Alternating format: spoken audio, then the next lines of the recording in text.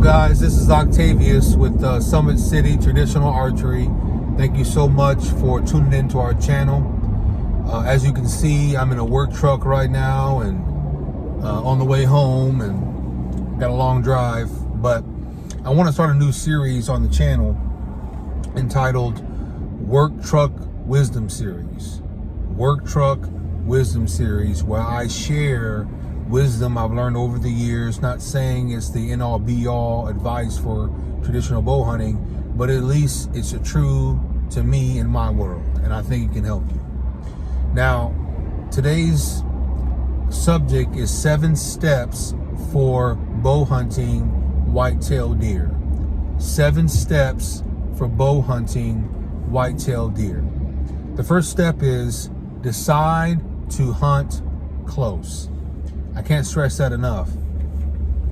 Get a setup where it puts you right on top of the deer, all right? And usually any property worth hunting can give you that for a bow hunter. Some property that's wide open, you're gonna have to be in a blind. You're not gonna be able to be in a tree stand. But even then, you can set up, but you gotta be smart about it. So that first decision, which is decide to hunt close, is going to really set up for the next 6 steps, because it's going to put you in a situation as a bow hunter, especially as a traditional bow hunter, to make decisions to support your first decision, which is to hunt close, right? So number 2 is to scout, glass, and shine. Scout, glass, and shine. What is scouting? Going out in the woods, the fields, the marshes, wherever it is that you hunt, look for historical bedding, historical rubs, historical scrapes, beat down funnels, trails. Look for deer. Also look for hunter sign. If hunters are there, you know that most of that hunter sign is going to point towards people being there during gun season. So you may want to avoid that area when it's November, right? But it might be a good place to go when it's bow season, which is in September, October, depending on what state you're in. So scout between April and June. You can go in there and you can spook bucks. Now, I don't spook bucks on purpose, but if I go to an area that I've never been before and I spook him, I'll back out of that area when I'm done that day, and I know it's a good spot to hunt, and I won't go back there. Now, you can do that, but you want to stop doing that by July. July, August, September, let the place get some rest, and he will forget you were there. But if you continue to go back and forth in there trying to hunt that buck, he's going to back out of there because he knows now you're onto him. So also glass. Go use binoculars after you get off work in the evening time on Friday nights. I'm going to start doing that in April, and just go by the hunting spots here in my area, look in the fields, see where they're feeding at, see if they're still in that spot, see if I can see any bucks starting to grow their horns back. Whatever it is, that's what I'm going to do. And also glass. You can glass, which is shining a light in the field legally with no weapons. You don't want to hunt them, but you can shine in the field and kind of see if those deer are there at nighttime as well. So it gives you an idea that your scouting was successful, right? It gives you a really good idea if your scouting was successful. Once you go out there and you scout, after your scouting's done, I should say, you begin to glass and you begin to shine to support your claim that you've staked that hunting season. So, and you can do that from now all the way until hunting season's done. You can glass and shine. But I would not scout, personal opinion, in an area you really want to kill deer at during the season. I would do it before the season even starts. Number 3, practice shooting your bow for hunting situations. Cant your bow. Open up your sight window. Hunt out of a blind if you're hunting out of a blind. Hunt out of a stand if you're hunting out of a stand. Hunt on the ground. Shoot on the ground if you're going to shoot on the ground. All these things. You want to shoot for tree stands. You want to shoot for deer blinds. You want to shoot for spot and stalks. You want to shoot for however you tend to shoot. I typically shoot off a tree stand. I have for years, and I really enjoy it. And so because of that, I put myself in a situation to be successful because I'm used to shooting out of a tree stand. And so I will just shoot out of a tree stand periodically the months prior to hunting season. So that's what I do, right? And so I would definitely recommend you practice the way you're going to hunt, all right? Number 4, have a mobile hunting option. For years, I did not hunt mobile, and now I'm beginning to do it more. All right, I had a mobile hunting system, I should say, and sold it a long time ago, or I might have threw it in the trash because it was a piece of you know what.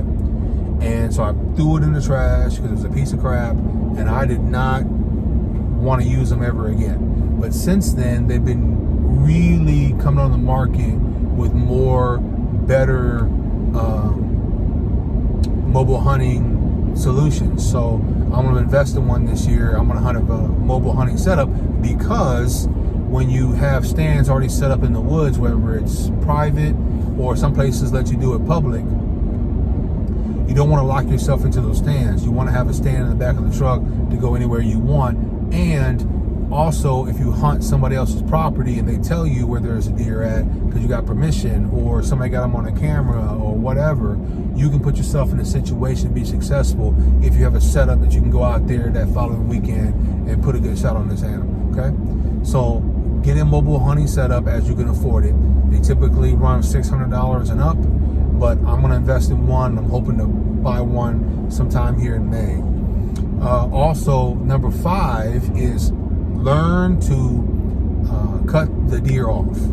Cut the deer off. What does that mean? Cut them off from their bedding area to their food source or to their water source.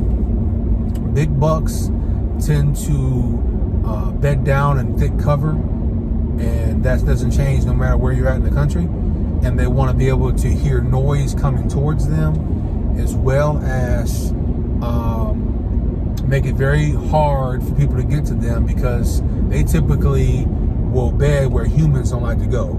So the thickest areas you can possibly think, with trails going into it, probably a buck back in there, right? Ready to bolt if you go back into his area or you kick his door in. So the thing is that you got to get to a place where you cut him off from when he comes out of that thicket to his food source, to another bedding area where does are at even, or a water source. Learn his habits and cut them off. That goes for a buck, it goes for a doe, doesn't matter. If you, whatever you're hunting, you want to put yourself in a situation where you're the gatekeeper, all right? So, number 6, get a good map. I would get a map, probably a mobile app, if you're very serious about hunting deer and being successful every single year.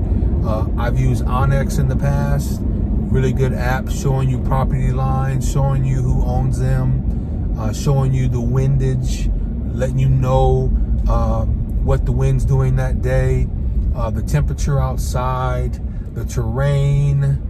I think now they even have 3D type modeling on there to show you the different elevations, whether it's a ridge or a valley or whatever it is. It could be a draw. They have all that stuff on there now.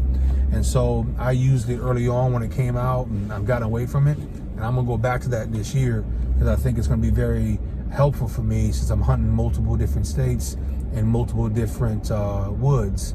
And I don't know all the time what the deer are going to be doing.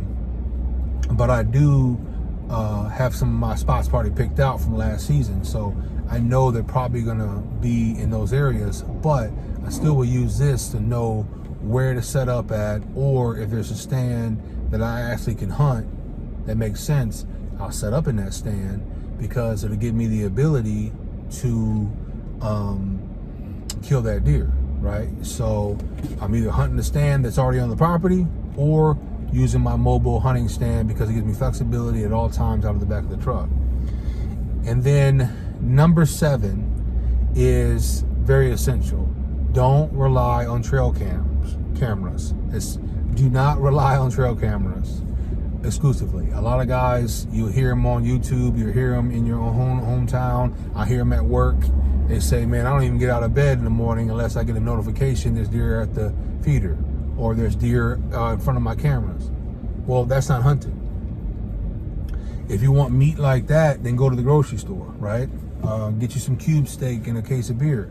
You do whatever you want to do, but I got into hunting because it's actual hunting, and traditional archery pushes me so much that it's my number 1 hobby, and I hunt all the time and I shoot all the time. So I take it seriously.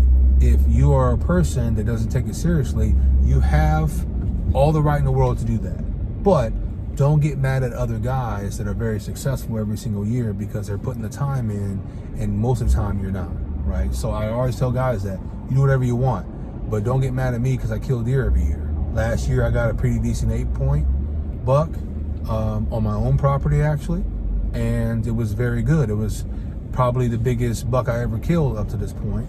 Wasn't super big, but it's a deer that I scouted and never seen him on camera, nothing. I just was going through my property on my gator and I saw him and I'm like, okay, he's on this property, right? So I didn't know that he was coming to that area from another property.